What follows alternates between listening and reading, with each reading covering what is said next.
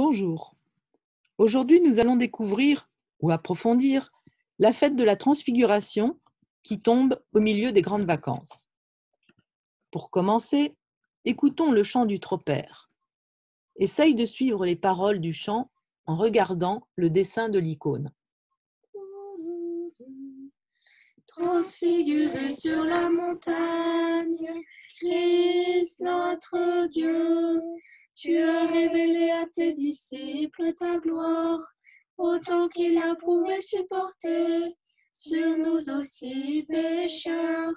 Fais briller ta lumière éternelle par l'intercession de la Mère de Dieu, toi qui donnes la lumière, gloire à toi. Une semaine après avoir annoncé à ses apôtres qu'il allait prochainement souffrir et mourir, Jésus emmène 3 de ses disciples sur le mont Tabor. Arrivés au milieu de cette montagne haute de 588 mètres, dominant le plateau de Galilée, les apôtres sont éblouis par le visage de Jésus qui rayonne comme le soleil et par ses vêtements devenus blancs comme la lumière. Jésus montre à Pierre, Jacques et Jean le rayonnement de sa nature divine afin qu'ils ne désespèrent pas quand ils le verront souffrir et mourir sur la croix. Un autre passage de l'Évangile nous raconte, quelques chapitres plus loin, comment Jésus prend avec lui ces 3 mêmes apôtres pour prier au jardin de Gethsémani, juste avant son arrestation et sa passion. Comme au moment de la transfiguration, Pierre, Jacques et Jean sont terrassés par la grandeur de l'événement. Le Christ est celui qui nous éclaire. Il est lumière de lumière, comme on l'affirme dans le symbole de foi. Dès maintenant, quand nous vivons encore sur terre, il peut illuminer notre intelligence et notre cœur. Pour obtenir cette grâce que Dieu donnera quand il le jugera bon, il est nécessaire de le lui demander avec confiance et amour, sans exiger une réponse immédiate. La personne qui vit avec le Christ n'est plus dans l'obscurité et la tristesse. Elle baigne dans la lumière du royaume et la reflète pour les autres. Ne t'est-il jamais arrivé de sentir une paix et une joie profonde en présence de quelqu'un qui, par sa vie, sa prière, vit en harmonie avec Dieu ? Les disciples connaissent bien Jésus dans sa nature humaine, car avec lui, ils parlent, marchent sur les chemins de Palestine, mangent du poisson, du pain, mais ils n'ont pas encore vraiment réalisé que Jésus, cet homme qui vit au milieu d'eux, est aussi pleinement Dieu. La nature humaine et la nature divine, réunies dans l'unique personne de Jésus-Christ, est appelée souvent par les adultes le mystère de la divino-humanité du Christ, c'est-à-dire qu'il est pleinement Dieu tout en étant pleinement homme. Jésus, transfiguré sur le mont Tabor, laisse transparaître sa nature divine aux yeux des humains pour les aider à ne pas désespérer quand la souffrance, l'angoisse et la mort se présentent à eux. Jésus, qui est pleinement homme et pleinement Dieu, est plus fort que la mort. Il peut vaincre le diable et ainsi ressusciter et sauver tous les humains qui le désirent. L'Église célèbre la transfiguration du Christ le 6 août, 40 jours avant le 14 septembre, jour de l'exaltation de la croix. Cette fête de la croix, comme le Vendredi Saint, rappelle les souffrances et la mort que le Christ endura par amour pour nous. Regardons de plus près l'icône. Les 3 apôtres, représentés au pied du Christ, voient les prophètes Moïse et Élie baignant dans la gloire de Dieu. Ils parlent avec Jésus de sa mort prochaine à Jérusalem. Ces 2 apôtres de l'Ancien Testament, Dieu leur fit la grâce d'apercevoir sa gloire alors qu'ils vivaient encore sur terre. Après leur mort, personne ne retrouva leur corps.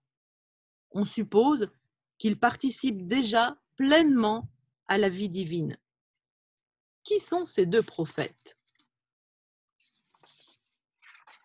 Celui qui tient deux tablettes se nomme Moïse.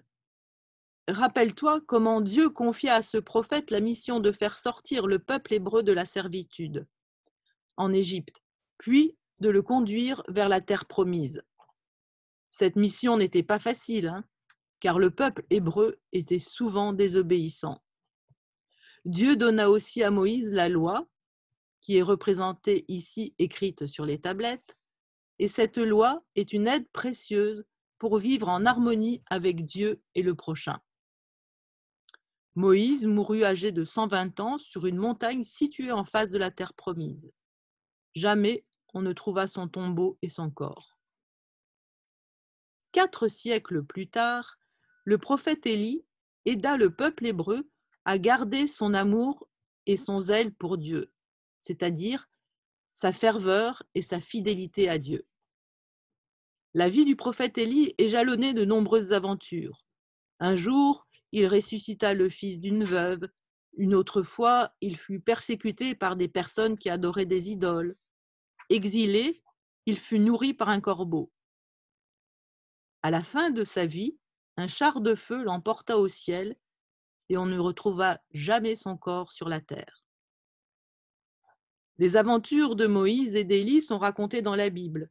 Celle de Moïse dans le livre de l'Exode et celle d'Élie à la fin du premier livre des rois. Tu peux aussi trouver le récit de leur vie dans le Synaxaire. Le Synaxaire est un livre qui raconte la vie des saints, et les saints sont classés par mois selon la date de leur fête. La vie de Moïse se trouve à la date du 4 septembre et celle d'Élie au 20 juillet. Mais revenons à notre fête. Pierre se sent tellement bien avec Jésus et les deux prophètes qu'il désire prolonger ce moment et propose de monter 3 tentes. Ainsi, Jésus, Élie et Moïse pourront rester un peu plus avec eux sur la terre. En réponse à ce désir, le Saint-Esprit lui-même, sous la forme d'une nuée lumineuse, enveloppe les disciples comme sous une tente céleste. À ce moment, les 3 disciples se retrouvent seuls face à la voix de Dieu le Père qui désigne Jésus comme son Fils bien-aimé. Les récits évangéliques et l'icône de la fête nous montrent les 3 disciples à terre. Avec leurs yeux de chair et leur seul amour humain, ils ne peuvent contempler Dieu dans sa gloire. Ce n'est que remplis du Saint-Esprit que Pierre, Jacques et Jean peuvent mieux comprendre l'enseignement du Christ et participer à la vie divine. La manifestation en 3 personnes du Dieu unique lors de cette fête introduit les croyants dans le mystère de la Sainte Trinité et l'aide à proclamer cette prière souvent répétée. Saint Dieu, Saint fort, Saint immortel, aie pitié de nous. Saint Dieu, Saint fort, Saint immortel, aie pitié de nous. Saint Dieu, Saint fort, Saint immortel, aie pitié de nous. Gloire au Père et au Fils et au Saint-Esprit, maintenant et toujours et pour les siècles des siècles. Amen. Le récit de la transfiguration se trouve dans les évangiles de Matthieu, Marc et Luc. Écoutons celui tiré de l'évangile de Marc. Pendant la lecture, observe bien l'icône. 6 jours après, Jésus prit avec lui Pierre, Jacques et Jean et les conduisit sur une autre montagne où ils se trouvèrent seuls. Jésus changea d'aspect devant leurs yeux. Ses vêtements devinrent d'un blanc si brillant que personne sur la terre ne pourrait les blanchir à ce point. Soudain, les 3 disciples virent Élie et Moïse qui parlaient avec Jésus. Pierre dit alors à Jésus, « Maître, il est bon que nous soyons ici. Nous allons dresser 3 tentes, une pour toi, une pour Moïse et une pour Élie. » En fait, il ne savait pas que dire, car ses 2 compagnons et lui-même étaient très effrayés. Un nuage survint et les couvrirent de son ombre. De nuage, une voix se fit entendre. « Celui-ci est mon fils bien-aimé, écoutez-le. » Aussitôt, les disciples regardèrent autour d'eux, mais ils ne virent plus personne. Jésus seul était avec eux. Tandis qu'ils descendaient de la montagne, Jésus leur recommanda de ne raconter à personne ce qu'ils avaient vu jusqu'à ce que le Fils de l'homme se révèle d'entre les morts. Ils retinrent cette recommandation, mais ils se demandèrent entre eux que veut-il dire par se relever d'entre les morts. Chaque baptisé, homme, femme ou enfant, est appelé à désirer contempler la gloire divine dès cette vie sur terre. Ce désir et la vision de Dieu tel qu'il est un don de Dieu qui se demande par la prière, par l'amour pour Dieu et les autres, qu'ils soient proches ou éloignés. Une chanson grecque, traduite par une sœur française du monastère d'Ormilia en Grèce, exprime ce grand mystère du désir de la vision de Dieu dans sa lumière et du désir de vivre en lui.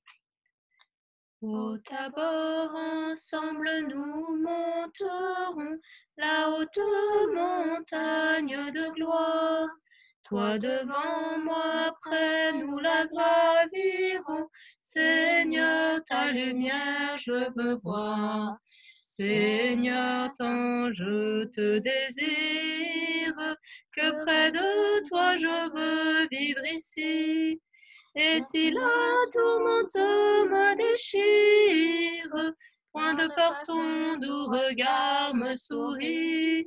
Et si la tourmente me déchire, point de peur ton doux regard me sourit.